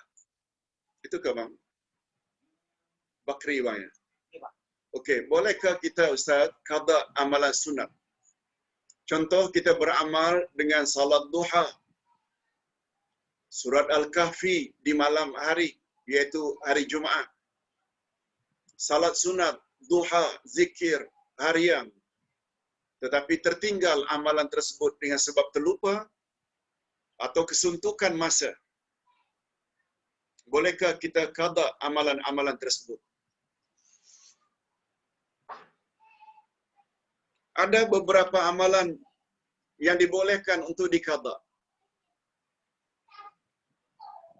Sebagai contoh umpamanya, sahabat pernah mengqadakan salat subuh.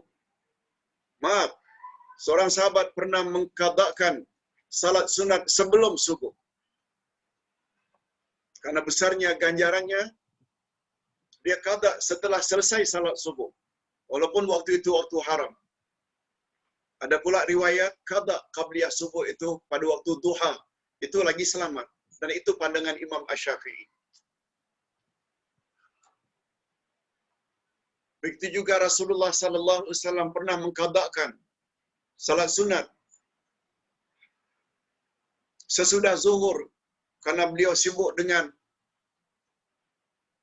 tetamunya, beliau qada dikatakan setelah asar. Begitu juga kita ada wirid pagi dan petang. Padahal masanya pagi itu antara subuh dengan zuhur. Baru teringat belum baca jam 2. Amalan petang pula antara asar ke isya. Kita ingat pula jam 10 malam. Ustaz cenderung boleh hukumnya diqada. Sebab kita terlupa.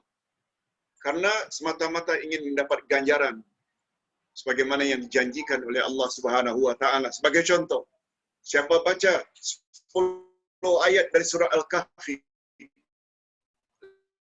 5 ayat, 10 ayat dari surah Al-Baqarah, 5 ayat pertama dari Alif Lam Mim sampai wa ulaika humul muflihun. Tambah ayatul kursi dan 2 ayat berikutnya. Tambah dengan 3 ayat terakhir. Walaupun jumlahnya 11, tapi Nabi sebut 10, itu biasa dalam penggunaan bahasa Arab. Apa kata Nabi? Bila dia amalkan pagi dan petang, niscaya Allah akan pelihara dirinya, pelihara keluarganya, dan Allah akan pelihara hartanya. Dan kita minta dan ingin sangat supaya mendapat perlindungan itu. Cuma terlupa. Nah, kita qada. InsyaAllah kita akan dapat ganjaran yang sama.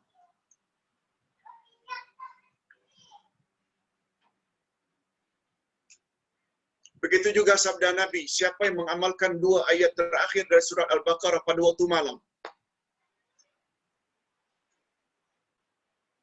memadailah amalan itu untuk dia mendapat perlindungan daripada Allah, yaitu amanar Rasul sampai dengan fansurna alal qaumil kafirin.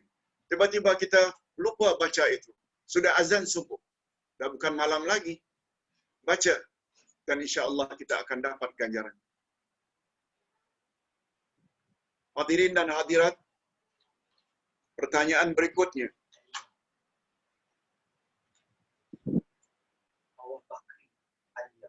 Okey, Alia. Assalamualaikum Ustaz, apakah hukumnya bersedekah bagi pihak orang yang sudah meninggal dunia? Bolehkah ini menjadi pahala berterusan untuk mereka yang sudah tiada? Boleh. Apalagi terhadap ibu bapa kita.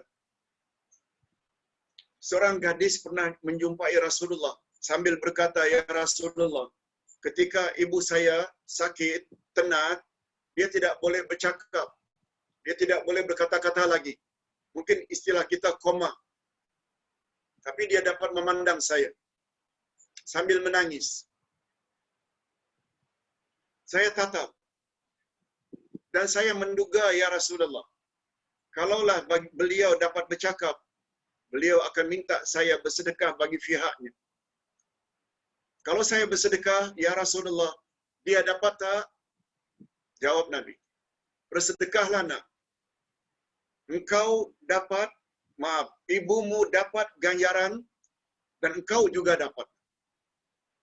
Ini dalil yang sangat kuat kalau kita bersedekah bagi pihak orang yang telah meninggal dunia. Begitu juga umpamanya, kita mengharap untuk pembinaan masjid, tahfiz Al-Quran, kita wakaf. Kita wakaf untuk orang-orang yang kita sayangi. Bagi pihak ibu bapa itu dah jelaslah. Hatta bagi pihak uncle, auntie, cousin yang kita sayangi, yang dulu sangat sayang pada kita, infak saja, wakaf saja atas nama mereka. InsyaAllah itu akan sampai. Insya Allah, itu akan sampai kepada yang berkenaan. Mereka akan hidup bahagia dan mereka tahu siapa yang mewakafkan itu. Muhammad Fuad Saruji. Assalamualaikum Pak Ustaz. Apakah boleh saya dan isteri saya berdua lakukan khutbah selepas salat Idul Fitri? Memang dalam hal ini ada bermacam pendapat nampaknya.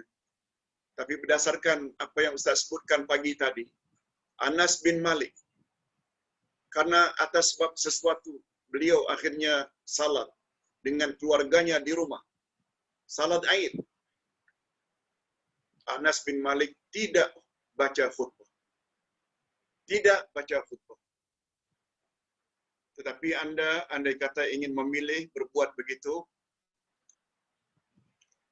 lakukan sajalah setelah salat Aid itu nasihat menasihati dan jangan namakan itu sebagai khutbah. Sebab dalilnya tak ada. Begitu pandangan para mufti Kerajaan Arab Saudi hari ini yang Ustaz dengar dalam bahasa Arab. Terakhir, Marina Daniel. Assalamualaikum Ustaz, berkenaan perkara syirik. Adakah berjumpa dengan para ahli Ustaz? Apakah berjumpa dengan para ahli Ustaz? Meminta bantuan dengan cara perbuatan Islam, dengan cara perobatan Islam. Untuk itu selain dari memohon terus daripada Allah, secara berdoa dan beramal dianggap sebagai mensyirikkan dan menduakan Allah. Tak. Ini perlu kita perjelaskan. Kalau Ustaz selalu gunakan tilik, tenung, bomo tadi itu, bukan semua bomo. Bukan semua tilik tenung. Barangkali kita di Malaysia ini sangat terkenal dengan istilah Darussyifa. Dan Allah yarham Ustaz Ismail Qamus, Allah yarham, juga beliau boleh merawat orang-orang yang sudah sakit. Allah beri beliau kelebihan sebagaimana Allah beri kepada Datuk Allah yarham Datuk Harudin. Allah Subhanahu Wa Taala boleh beri kelebihan kepada seseorang yang Allah tidak bagi pada orang lain, yaitu boleh merawat. Cuma cara mereka merawat, mereka barangkali ambil uduk, kemudian mereka salat sunat, salat hajat, minta kepada Allah agar disembuhkan. Kemudian mereka baca ayat-ayat Quran, ayat syifa. Nah, yang macam itu tu tak ada masalah. Tak ada masalah. Itu bukan syirik. Tapi bila dah mula gunakan istilah, oh, sakit awak ni berat, awak kena sembelih ayam. Awak kena pakai tangkal ini. Awak kena ini dan itu. Awak kena bakar kemenyan di malam Jumaat. Nah, itu dah ada unsur-unsur syirik. Ustaz tulis di dalam buku Akidah Ahlus Sunnah jilid 2, ada 13 ciri-ciri bomo yang menggunakan amalan syirik. Hadirin dan hadirat rahimakumullah. Oleh sebab itu sekali lagi, malah satu orang ulama dari Arab Saudi yang Ustaz baca kitab beliau. Ustaz ada sebut dalam buku 2 Akidah Ahlus Sunnah wal Jamaah. Kata beliau, jika kamu sakit dan kamu ingin dirawat, sedangkan bomo atau dukun rawatan alternatif yang awak pergi itu, awak ragu. Jangan-jangan dia minta pada jin. Jangan-jangan dia minta pada syaitan. Ragu. Tapi kita sudah X-ray, kita sudah scan, kita sudah MRI. Semua doktor kata clear, tidak ada. Tapi kita sakit. Mencucuk-cucuk. Tidak ada jalan lain, kita perlu berusaha cari rawatan alternatif. Ketika pergi ke rawatan alternatif, ustaz itu Dukun itu, bomo itu kata, saya minta pada Allah. Kita berhajat untuk sembuh, supaya hilang sakit. Bomo yang kita tepati, domo yang kita datangi, kita ragu-ragu. Coba dengar kaedah ini.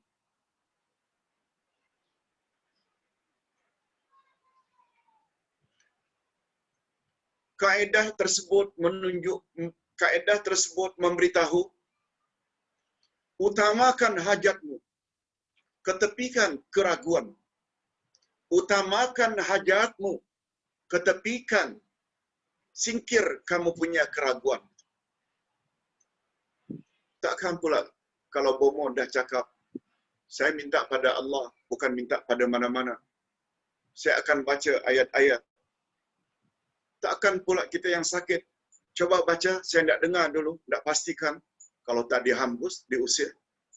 Itu maknanya, kita tak akan buat macam itu. Yang jelas, walaupun dia kata diminta kepada Allah, tapi kita tetap ragu.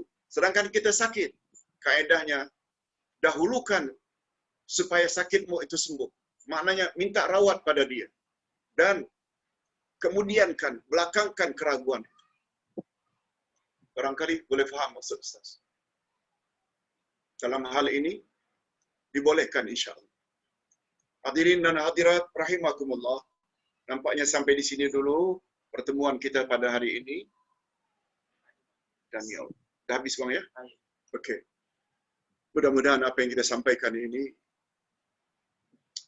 memberi manfaat kepada kita. Cuma Ustaz nak pesan sedikit. Ustaz bila bercakap tentang akidah, izinkan Ustaz bercakap dengan tegas. Akidah tidak ada tolak ansur. Kalau syirik, katakan syirik. Kalau bab amalan, ibadat, masih lagi boleh tolak ansur. Ada yang tangannya di sini, ada agak tinggi sedikit, ada bawah sedikit. Ada yang gerak jari sekali-sekali, ada terus-menerus. Ada yang kunut, ada yang tidak kunut. Ada usalli, ada tak usalli. Biar kita bertolak ansur. Itu bab ibadat. Tapi dalam bab akidah, bagi Ustaz tidak ada tolak ansur. Sebab bila akidah rosak, semua jadi rosak. Izinkan Ustaz untuk meneruskan prinsip Ustaz dalam hal ini. Yaitu yang dipanggil dengan as-salabah fil aqidah wal murunah fil ibadah. Kita hendaklah solid, tegas dalam akidah, dan kita boleh bertolak ansur dalam bab ibadah yang dikhilafkan oleh para ulama. Seperti tadi, ada yang boleh khutbah Idul Fitri di rumah, ada yang tak boleh. Itu kita bertolak ansur saja. Sebab itu bukan masalah akidah. Mohon maaf, segala yang baik datang daripada Allah. Jika ada kekurangan, minta maaf, itu kekurangan dari Ustaz sendiri. Assalamualaikum warahmatullahi wabarakatuh. Waalaikumsalam Ustaz. Terima kasih. Terima kasih, sama-sama. Terima kasih Ustaz.